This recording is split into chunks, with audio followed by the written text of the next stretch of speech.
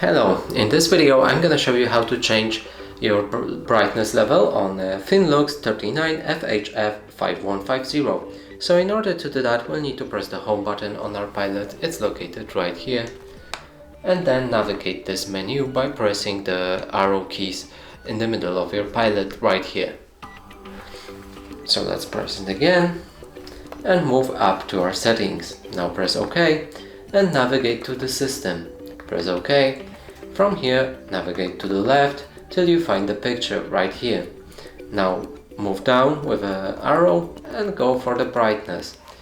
Press OK, or simply press the right or left arrow to change the brightness level. And that's it for this video. Hope you like it. Please consider subscribing to our channel, leave a like and a comment below.